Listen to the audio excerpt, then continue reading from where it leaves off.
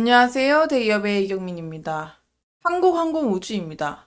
도널드 트럼프 당선으로 우주항공 산업에 새로운 활력을 불어넣고 있는데요. 트럼프는 일기 집권 당시에 우주 관련 정책을 또 적극적으로 추진을 했었는데, 이번에 집권을 하게 되면 다시 한번 일론 머스크와의 공조를 통해서도, 그리고 스페이스X와 같은 민간 우주 기업에 큰 영향을 미칠 것으로 보고 있습니다.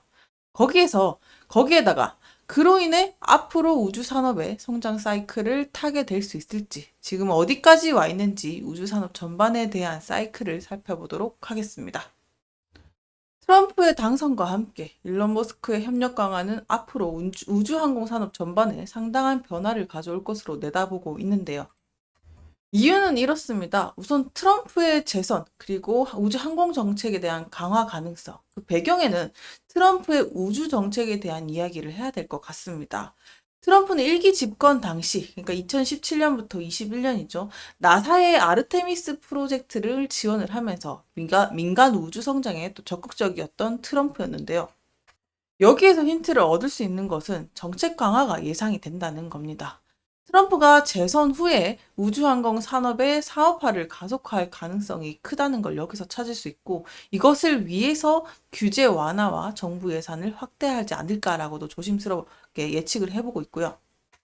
거기에 활용 정점이 아무래도 일론 머스크가 될 것 같죠. 트럼프는 머스크를 정부 효율위원회 위원장으로 또 검토 중인데, 이게 정부 예산과 규제 효율화를 통해서 스페이스 X의 우주 사업이 수혜를 받을 수 있지 않을까. 그리고 그 기반을 지금 마련하고 있지 않나라고도 생각이 듭니다.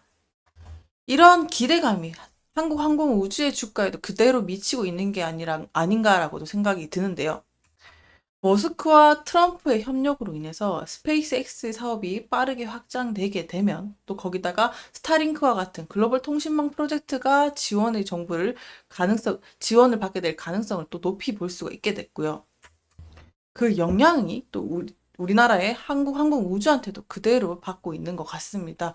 한국항공우주의 오늘 주가 차트를 보시게 되면 거의 7% 넘게 상승하는 모습을 보여주면서 우리나라 내에서 우주항공 선도기업으로서 또 대표주자로서 또 주가의 움직임을 가져가고 있다라고도 볼 수가 있겠습니다. 그러면 미국발 기대감, 그러니까 트럼프의 재선과 스페이스X의 협력 기대감에 따라 오늘 한국항공우주의 주가도 움직였다라고도 봐야 되겠는데, 이 이슈와 연결 지어서 한국항공우주에 대한 얘기를 조금 덧붙여 보도록 하겠습니다. 한국항공우주는요, 한국 내 대표적인 우주항공 기업이라는 걸 익히 다들 아실 텐데, 뭐 누리호 개발도 했고, 국가주도의 프로젝트는 다 한국항공우주가 껴 있었었죠. 그렇기 때문에 이 연장선에서 미국과의 협력 가능성까지 생각을 해 보셔야 됩니다. 트럼프 정부가 우주 산업을 상업화하는 방향으로 나가게 될 때는 항공우주가 스페이스X와 같은 미국과의 협력 가능성을 모색할 수 있다는 것은 또 연장선에서 유추해 보실 수가 있겠습니다. 자, 이렇게 단순히 트럼프의 당선과 함께 스페이스X에 대한 기대감으로 가파르게 오르고 있는 한국항공우주라고도 볼 수가 있겠는데, 그러면 기대감이 사라진 이후에는 단기간에 가파르게 올랐던 상승분이 막연히 다시 토해내면서 제자리를 찾아가는 게 아닐까 하는 우려스러움도 있을 것 같습니다. 그래서 이 가파르게 오르고 있는 단순히 주가의 움직임이 아니라 전체적인 시야에서 산업 사이클을 기준으로 한번 살펴보셨으면 좋겠습니다. 일단 전체적으로 봤을 때 이제 우주항공 산업이 지금은 중기, 중기 성장 사이클에 진입했다, 이렇게 생각을 해보시면 좋을 것 같습니다. 다시 말해서요, 이제 우주 산업이 뉴페이스라 불리는 민간 주도형 성장 초기 단계를 조금 지나면서 이제는 본격적인 상업화 확장의 단계에 이르고 있지 않나라고도 보고 있는데, 중기 성장 사이클에 진입했다는 이런 평가 자체가 어떻게 보면은 이런 비유를 들 수가 있겠습니다. 첫 번째 이유는 기술 상용화 단계로 전환을 했다고 볼 수 있는 게 이 근거인데요.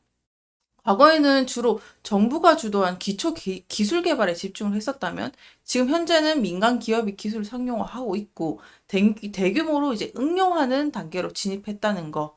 그래서 스페이스X가 선도하는 스타링크 프로젝트가 위성 인터넷 상용화에 성공을 하면서 상업적으로 운영이 되고 있고 이 기술 안정이 되면서 또 실질적인 기술 수익을 또 창출하고 있다라는 게 그 의미가 되겠고요.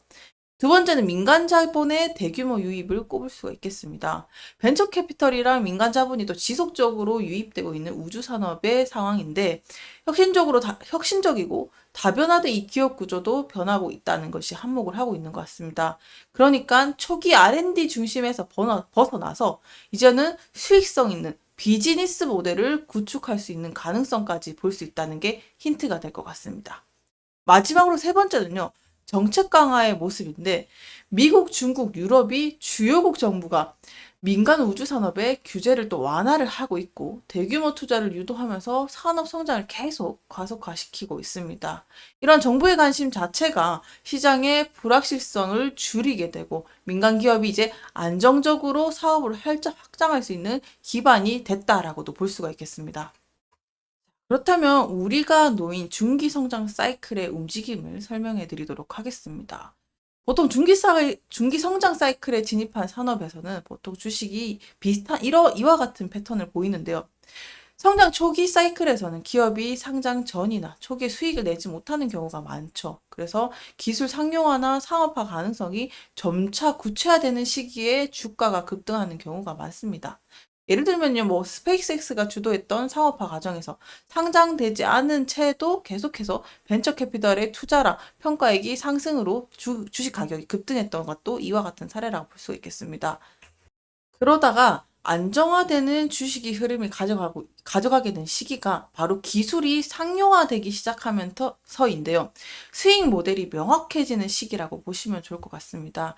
기업들이 안정화되고 주가가 점진적으로 상승하는 시기라고 볼 수가 있겠는데, 주식 시장에서는 장기적인 성장 가능성에 대한 평가를 이루게 되고, 특히나 기술 개발과 글로벌 협력 확대가 긍정적인 뉴스를 만들게 되면서 흐름이 만들어진다라고도 볼 수가 있겠습니다. 이해를 돕기 위해서 배터리 산업이 사이클을 탔던 시기를 살짝 설명을 드리도록 하겠습니다. 비슷하게 배터리 산업도 전기차랑 모바일 기기 수요가 증가하게 되면서 성장이 본격화되었었죠. 초기에는 기술 개발과 생산 확대가 핵심 이슈였는데 상장이 된 배터리 관련 기업들이 수익성을 입증하지 못한 채는 주가가 많은 변동을 겪었고, 하지만 시장 점유율 확장과 기술 발전을 통한 기업들은 경쟁력을 갖추면서 주가가 안정적인 성장세를 이루었다는 것입니다. 여기서 핵심은 뭐냐? 배터리 기업들 또한 기술 혁신에 따라서 빠르게 성장했고 그 이후에 주가가 가파르게 상승했다는 경험을 했다는 것입니다. 따라서 우리가 얻을 수 있는 힌트, 우주 산업이 현재 상업화와 확장 단계로 이제 중기 성장 사이클에 접어들었다고도 볼 수가 있겠고, 이 단계에서는 주식이 좀 변동성을 보이면서도 이 성장 잠재력을 입증한 기업들이 상승세를 지속할 수 있는 이 가도로 올라탈 수 있는 상황에 접어들지 않았나라고도 보고 있고, 여기서 중요한 포인트는 다시 한번 말씀드리지만 기술 상용화와 시장 확장을 위해서 안정세로 성장세로 나아갈 수 있는 그 기술을 포인트에 초점을 두셔야 되겠습니다. 한국항공우주는요, 위성통신이랑 항공전자 기업인 제노코의 경영권을 인수를 했죠. 항공우주가 제노코의 최대 주주가 되면서 위성통신과 항공전자 부분에서 수직 계열화를 통해서 이제 경쟁력을 공고히 했습니다.